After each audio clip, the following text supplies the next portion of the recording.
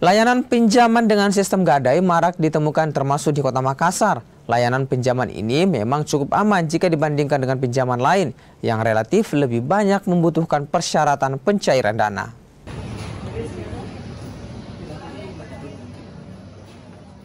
Layanan gadai seperti penggadaian ramai dikunjungi warga saat momen tertentu.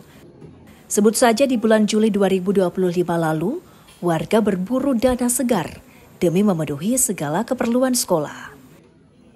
Bulan Juli memang awal tahun ajaran baru, tak heran transaksi gadai pun meningkat.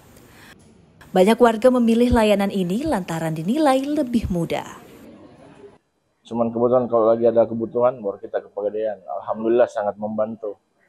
Yaitu lebih efisien, praktis, dan mudah, cepat kan layanannya. Nggak sama yang lain harus kita cek itu dulu, harus melalui BI dulu.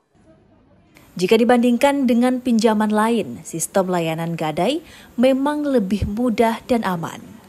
Warga bisa mendapatkan dana pinjaman dengan cepat tanpa harus melalui berbagai persyarat, seperti halnya pinjaman lainnya.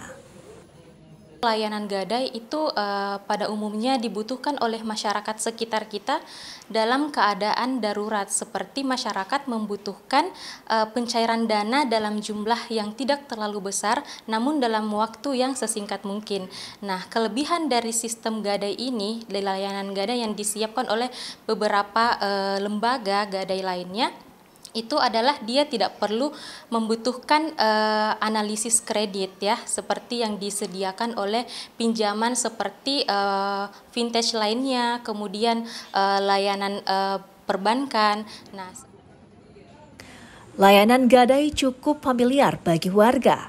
Mereka sudah bisa mendapatkan pinjaman bermodal benda gerak sebagai jaminan seperti emas hingga kendaraan. Tak heran, bisnis gadai tumbuh signifikan. Jadi di Juli ini malah dari awal bulan sudah nanjak terus, ya sudah langsung nanjak transaksinya. Hingga triwulan 1 2025, transaksi gadai khususnya emas di Pegadaian Makassar naik hingga 8,4% atau sekitar 900 miliar rupiah. Transaksi akan terus tumbuh apalagi ada momen tertentu. Tak heran, gadai jadi salah satu bisnis yang menjanjikan. Tim Liputan Kompas TV Makassar, Sulawesi Selatan.